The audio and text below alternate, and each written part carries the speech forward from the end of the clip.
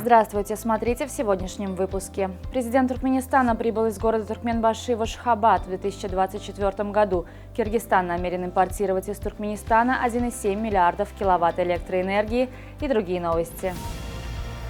Президент Сардар Бердымухамедов после проведенных в национальной туристической зоне Аваза нескольких дней трудового отпуска вернулся сегодня в Ашхабад.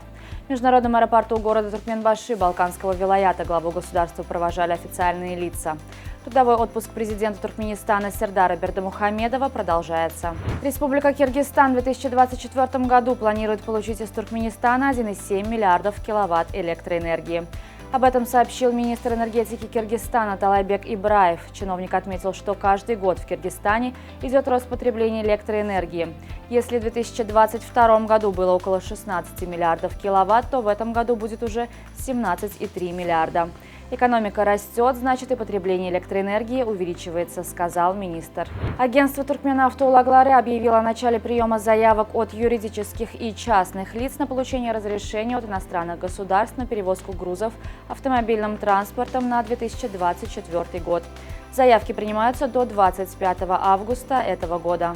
Туркменские компании имеют возможность принять участие в конференции и выставке «Черноморско-Каспийский логистический форум-2023. Коридоры, грузы, инфраструктура». Форум будет проходить 20-21 сентября в Баку. Официальным информационным партнером форума выступает Ассоциация транспортно-логистических компаний «Туркмен-Логистика». В лабораториях биотехнологий Центра технологий Академии наук Туркменистана разработаны натуральные, безопасные и полезные для здоровья пищевые полуфабрикаты. Лапша быстрого приготовления с приправами, сухие соки, супы, а также тыквенная и кукурузная мука. Главной особенностью новой продукции является отсутствие в ней глутамата натрия, консервантов и красителей, добавок, которые присутствуют практически во всех подобных полуфабрикатах. Чрезвычайный полномочный посол государства Израиль в Туркменистане Исмаил Халди посетил Ашхабадский реабилитационно-восстановительный центр для детей-инвалидов.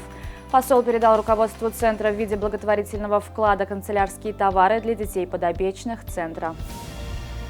Неизвестное морское существо с 20 конечностями было обнаружено учеными во льдах Антарктиды. Ученые уже дали существу название «Антарктическая звезда из клубничных перьев». Такие звезды могут жить на глубине до почти 2000 метров и иметь цвет от пурпурного до темно-красноватого. Специалисты отмечают, что в водах Антарктиды обитает еще очень много неизвестных существ. Власти Гавайев подсчитали, во сколько обойдется восстановление островов, пострадавших от небывалых лесных пожаров. Сумма, которую правительство США, возможно, придется потратить на борьбу с последствиями стихийного бедствия, оценена в 5,5 миллиардов долларов.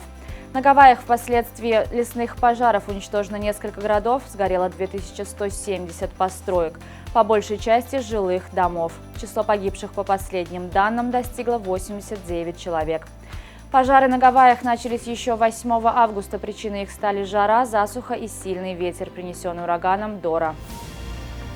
Туркменский Мерв сыграет против киргизского Алая в желтой форме. Матч предварительного раунда Кубка АФК 2023-24 в центральной зоне стартует в Мары 15 августа в 16:30 по ашхабадскому времени. Встречу предварительного раунда Кубка АФК в центральной зоне рассудит бригада арбитров из Кувейта.